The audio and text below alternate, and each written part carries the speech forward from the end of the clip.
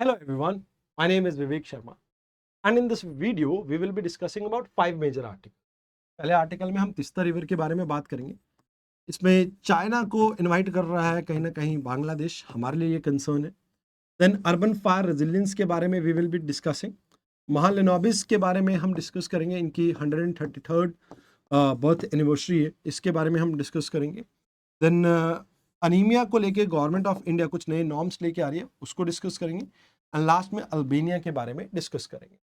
तो अगर हम बात करें तिस्ता रिवर की, तिस्ता रिवर जनरली आपकी बहुत सारी फ्लडिंग कॉज करती है इंडिया के अंदर, बिकॉज ये फ्रिक्वेंटली, क्योंकि स्टीप स्लोप है तो फ्रिक्वेंटली अपने आप ये कहते हैं कि स्लोप को ये चेंज कर लेते हैं। तिस्ता 5 एक हमारा इंपॉर्टेंट हाइड्रो पावर प्रोजेक्ट है, क्योंकि इसका स्लोप काफी अच्छा खासा है, तो यहाँ पे हाइड्रो एनर्जी का जनरेट करने का पोटेंशियल काफी हाई है।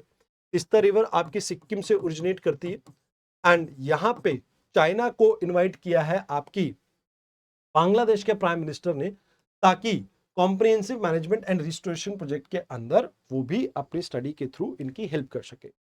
तो कहा जाता है कि भाई बांग्लादेश और इंडिया में ये फ्लो करते हैं, इंडिया में दो ही एरिया से ये फ्लो करते हैं, एक सिक्किम है और एक आपका वेस्ट बंगाल।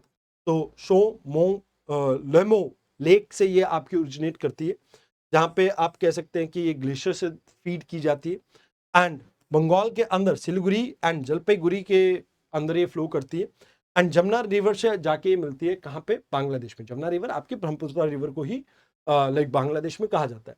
इसमें अगर हम बात करें तो इसकी सबसे इंपॉर्टेंट ट्रिब्यूटरी जो आप देखते हैं तिस्ता एंड रंगीत रिवर, ये आपस में मीट करते हैं और इसको त्रिवेणी कहा जाता है। इसके साथ साथ आपकी दिक्कुचू और रानी खोला एंड रंगपोचू एंड लाक्चन करके कुछ इंपॉर्टेंट ट्रिब्यूटरीज है जो आप यहाँ पे याद रख सकते हैं। वैसे 2023 के अंदर यहाँ पे एक major glacier lake outburst flood आया था, क्योंकि एक ग्लेशियर से फीड होती है, तो क्लाइमेट चेंज के कारण अक्सर ऐसी फ्लडिंग आपको यहाँ पे देखने को मिल जाती है, जिससे चोंगथोंग डैम जो था उसके ऊपर नेगेटिव असर पड़ा। वैसे हमारा कंसर्न ये है कि अभी बांग्लादेश ये डिमांड कर रहा है कि भाई हम 50% आपसे वाटर की डिमांड करते हैं, बिकॉज दिसंबर और मार्च के टाइम पे हमारा लीन फेज होता है, तो उस टाइम आप हमें 50% पानी यहाँ पे दीजिए। अब इंडिया के अंदर कंसर्न ये है कि भाई आप यहाँ पे चाइना को लेके आ रहे हैं, तो वो एक हमारी सिक्योरिटी का थ्रेट है, क्योंकि जो आपकी सिलीगुड़ी जो एरिया है, चिकन नेक, उसके काफी करीब है ये। मोर ओवर लीन सीजन जो आता है तो इसमें पानी के अंदर भी तो रिडक्शन होता है और इंडिया की भी क्रॉप्स के ऊपर नेगेटिव असर पड़ेगा, तो शेयरिंग 50% थोड़ी मुश्किल लगती है। एडिशनली अगर हम बात करें तो यहाँ पे 2011 के एग्रीमेंट को भी हमने साइडलाइन कर दिया था, बिकॉज ममता गवर्नमेंट उसके लिए तैयार नहीं थी उस समय। एंड डिप्लोमेटिक बात करें तो इसमें अब जब ये सारी प्रॉब्लम हुई थी तो 2000 लाइक आप कह सकते हो कि 11 के आसपास हमने यहाँ पर $1 बिलियन का पैकेज प्रोवाइड किया था, ताकि चाइना की एंट्री यहाँ पे ना हो सके। और उसके बाद जॉइंट डिक्लेरेशन यहाँ पे साइन हुआ था, जहाँ पे फेयर एंड इक्विटेबल शेयरिंग की बात की गई थी। वैसे यहाँ पे आप ये कह सकते हो कि हमें फोकस करना चाहिए कि कैसे हम पूरे बेसिन को मैनेज करें। तो बेसिन वाइड मैनेजमेंट के ऊपर इंडिया और बांग्लादेश को मिलकर कुछ पॉलिसी डिजाइन करनी चाहिए। कोऑपरेटिव फेडरलिज्म को बूस्ट करने के लिए यहाँ पर वेस्ट बंगाल गवर्नमेंट को कॉन्फिडेंस में लेना चाहिए। एंड एडिशनली यहाँ पे काउंटर फाइनेंसिंग के ऊपर भी हमारे को फोकस करना चाहिए कि चाइना के इन्वेस्टमेंट से पहले हम अपने इन्वेस्टमेंट और तेज कर सकें। तो इससे रिलेटेड ये आपका मेंस का क्वेश्चन और ये आपका प्रीलिम्स का क्वेश्चन। आइए अब बात करते हैं अगले आर्टिकल। इस आर्टिकल में बात की जा रही है फायर की। देखो, इंडिया में पिछले कुछ समय में आपने लखनऊ में एक केस देखा था जहां पे 15 बच्चों की डेथ हुई। उसके अलावा दिल्ली के अंदर एक एरिया में आग लगी थी जहां पे लगभग 23 लोगों की डेथ हुई। तो कहा जा रहा है कि भाई अर्बन एरिया में फायर की प्रॉब्लम इंक्रीज होती जा रही है और इसके पीछे 5 मेजर कारण है। पहला है कि भाई इंटरनल जो इंटीरियर का आपने रेनोवेशन किया है, उसकी वजह से कुछ ऐसे मटेरियल को यूज किया जा रहा है जैसे पीवीसी पैनल्स एंड ऑल, जिससे आग बहुत तेजी से फैलती है। मोर ओवर आप लुक के ऊपर बहुत ज्यादा फोकस करो, जिसकी वजह से यहाँ पे ऐसे मटेरियल को, एक्सटर्नल पैनल्स को भी आप यूज करो जैसे ग्लास के, जो बहुत तेजी से आग पकड़ते हैं। उसके साथ साथ आप यहाँ पे जो सेकेंडरी आप ये कह सकते हो एग्जिट, इसके ऊपर किसी का फोकस नहीं होता है। एंड लास्ट में ये कहा जाता है कि भाई यहाँ पे कंपार्टमेंटेशन भी नहीं की जाती है। जैसे एक बड़ा फ्लोर होता है, उस पूरे फ्लोर के ऊपर आग लगती है तो पूरे फ्लोर में धुआं फैल जाता है। तो छोटे छोटे चैम्बर्स बने होते हैं तो उसमें आग फैलने का डर थोड़ा कम हो जाता है, धुआं हर जगह नहीं फैलता। एंड कंजेशन जो आपको रोड्स पे ऊपर देखने को मिलते हैं, जैसे गाड़ियां साइड में पार्क हो रखी हैं, कहीं पर कोई वेंडर खड़ा हुआ है, तो उससे फायर ट्रक को भी एंट्री करने में प्रॉब्लम रहती है। तो कहते हैं कि भाई अगर आप यहाँ पे कुछ लाइक गाइडलाइंस वगैरह लेके आएंगे तो इससे ह्यूमन लाइफ को हम बचा सकते हैं, बिजनेसेस को कंटिन्यू करने में कोई प्रॉब्लम नहीं होगी, एंड कहीं ना कहीं जो फर्स्ट रिस्पॉन्डर है उनके लिए भी प्रॉब्लम सॉल्व काफी हद तक यहाँ पे हो जाएगी। तो यहाँ पे मैंडेटरी कंपार्टमेंटेशन आप कर सकते हैं। उसके साथ साथ आप मटेरियल जो भी यूज करें उसको सर्टिफाइड मटेरियल को ही यूज करें। सेकेंडरी फायर एग्जिट के लिए गवर्नमेंट को यहाँ पे इंसेंटिव देना चाहिए, एंड राइट टू वे यहाँ पे फायर टेंडर्स को यहाँ पे प्रोवाइड करना चाहिए। अगर आप ऐसा करते हैं तो इससे काफी बेनिफिट हो सकता है। वैसे ऑलरेडी गवर्नमेंट ने कुछ इनिशिएटिव लिए, जैसे नेशनल बिल्डिंग कोड को हमने इंट्रोड्यूस किया, नेशनल डिजास्टर मैनेजमेंट अथॉरिटी ने ऑलरेडी इसके लिए गाइडलाइंस इशू कर दिए। बट यहाँ पे सबसे इंपॉर्टेंट था मॉडल बिल जो फायर एंड इमरजेंसी सर्विसेज के लिए गवर्नमेंट लेके आ रही थी 2019 में, बट अभी तक ये आपका फंक्शनल नहीं हुआ, तो ये चीज आपको यहाँ पे याद रखनी है। आइए बात करते हैं महालनोबिस के बारे में।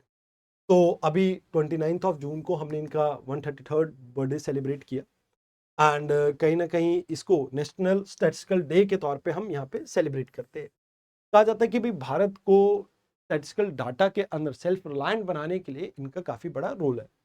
तो कहते हैं इनके डाटा का फायदा क्या है, तो देखो आपकी जो भी पॉलिसीज वगैरह बनती है उसके लिए ये डाटा काफी इंपॉर्टेंट होता है। जैसे किसको कितना पैसा एलोकेट करना है, किस स्कीम में इन्वेस्ट करना है, उसके लिए डाटा इंपॉर्टेंट है। बिना डाटा के आप कभी भी एक ठीक डिसीजन नहीं ले सकते। तो कहते हैं इन्होंने 1936 में महालनोबिस डिस्टेंस को फॉर्मुलेट किया था, जहाँ पे पॉइंट और डिस्टेंस जो आपकी डिस्ट्रीब्यूशन है उसके बीच में इन्होंने एक क्लियर कट आप ये कह सकते हो मैट्रिक्स डिजाइन की थी, जिससे आप एनालाइज कर सकते हो क्लस्टर्स को, पैटर्न्स को रिकॉग्नाइज कर सकते हो। इसमें आपको काफी हेल्प मिलती है। More over Indian statistical institute को कोलकाता में 1931 में स्टैब्लिश किया गया था, जो कि इंडिया के आप ये कह सकते हो प्रीमियर इंस्टीट्यूशन है स्टैटिस्टिकल रिसर्च और डाटा साइंस के लिए। उसके अलावा सेकेंड 5 ईयर प्लान में भी इनका रोल काफी इंपॉर्टेंट है, जहां पे इन्होंने rapid industrialisation, state led heavy industries और कैपिटल गुड के ऊपर फोकस करने के लिए कहा था। एंड इन्होंने नेशनल सर्वे सिस्टम को स्टार्ट किया था, जहां पे आप ये कह सकते हो कि लाइक आपका national sample survey and central statistical organisation इसको क्रिएट किया गया था। बट प्रॉब्लम ये है कि इनकम डाटा गैप जो है वो एक बड़ी प्रॉब्लम है। इंडिया के पास एक्यूरेट डाटा नहीं है कि सिटीजन डायरेक्टली कितना अर्न करते हैं। बेस ईयर की एक प्रॉब्लम रहती है, जिस तरह से तेजी से इंडिया ग्रो कर रहा है तो हमें फ्रिक्वेंटली बेस ईयर चेंज करना पड़ता है, एंड एआई के ऊपर आप ट्रस्ट नहीं कर सकते, उसमें मिस इन्फॉर्मेशन की प्रॉब्लम आपको देखने को मिल सकती है। तो यहाँ पे कहा जाता है कि भाई हमें एक कॉस्ट इफेक्टिव सैम्पलिंग के ऊपर फोकस करना चाहिए, जैसे एक वेल स्ट्रक्चर्ड हम माइक्रो सैंपल क्रिएट करके उसे एक लार्ज सैंपल में क्रिएट कर सके, जिससे एक्चुअल में एक इकोनॉमी लेवल पे हम क्या हमें करना चाहिए उसके बारे में हमें पता लगेगा। एक इन्फॉर्म्ड स्ट्रक्चरल डिजाइन को क्रिएट करना चाहिए, जहाँ पे हम जैसे लाइक आप आपके पास डाटा हो अबाउट रिवर्स एंड ऑल, और उससे आप कहीं ना कहीं रिवर्स को कब आप लाइक वाटर को सप्लाई कर सकते हैं, किस पर्टिकुलर एरिया में कैसे कर सकते हैं, और कैसे बेटर यूटिलाइज कर सकते हैं जो वाटर अवेलेबिलिटी है सरफेस वाटर की हमारे पास उसको, तो उसके ऊपर फोकस कर सकते हैं। एंड ऐसे ही हेल्थ सर्वे के थ्रू आप जैसे नेशनल फैमिली हेल्थ सर्वे 6 है, अब इसमें काफ़ी सारी चीज़ें हमें पता लगी कि भी नॉन कम्युनिकेबल डिजीज इंक्रीज हो रही है इंडिया में, तो उसके लिए पॉलिसी फॉर्मुलेशन में एक डेफिनेटली काफ़ी बेनिफिशियल रह सकता है। तो उन चीज़ों में ये आपको बेनिफिट दे सकता है। वैसे इंडिया ने अभी national house hold income survey conduct किया, जो कि नेशनल स्टैटिस्टिकल ऑफिस ने यहाँ पे कंडक्ट किया। मैक्रो इंडिकेटर की अगर बात की जाए तो जीडीपी एंड आईपी जो है इसके बेस ईयर को हमने अपग्रेड किया, एंड 2022-23 का अब बेस ईयर को हम यूज़ करेंगे। एंड हमें डिजिटल आर्किटेक्चर को भी यहाँ पे फोकस करना चाहिए, जैसे हमने ए संख्यात्मक पोर्टल को यहाँ पे बिल्ड किया, जो कि लाइक आप ये कह सकते हो कि डिजिटल फॉर्म में आपके डाटा को कलेक्ट करेगा। तो यहाँ पे आपके ये 2 क्वेश्चन है जो आपको यहाँ देखने को मिल जाते हैं। अनीमिया मुक्त भारत। देखिए इंडिया के अंदर खून की कमी बहुत एक कॉमन बीमारी है जो महिलाओं में खासकर देखने को मिलती है।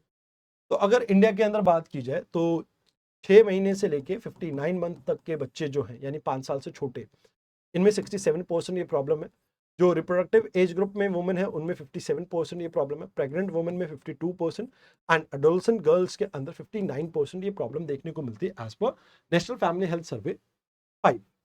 तो कहा जाता है कि भाई इसको ठीक करने के लिए आप क्या कर सकते हो, तो कहते हैं कि भाई फूड फोर्टिफिकेशन के ऊपर हम फोकस कर सकते हैं, जहाँ पे आयरन रिच कर सकते हैं इसे। मोर ओवर बायो फोर्टिफिकेशन, जहां पर क्रॉप के न्यूट्रिएंट वैल्यू को हम इंक्रीज करें। सप्लीमेंट्स प्रोवाइड कर सकते हैं, डाइट डाइवर्सिफिकेशन के ऊपर फोकस कर सकते हैं। ग्रीन लीफी वेजिटेबल्स को आप कहीं ना कहीं प्रमोट कर सकते हो, या एनिमल सोर्स बेस्ड प्रोटीन को आप प्रमोट कर सकते हैं, फ्रूट्स को प्रमोट कर सकते हैं, एंड सैनिटेशन मेजर्स को भी आप प्रमोट कर सकते हैं। तो कहते हैं अभी जो गवर्नमेंट ने चेंजेस किए हैं इसमें T3 की जगह T4 पे चले गए, जहाँ पे पहले टेस्ट और लाइक आप बाकी चीज़ों के ऊपर फोकस करते थे जैसे काउंसलिंग एंड ऑल, अब यहाँ पे ट्रैक भी किया जाएगा।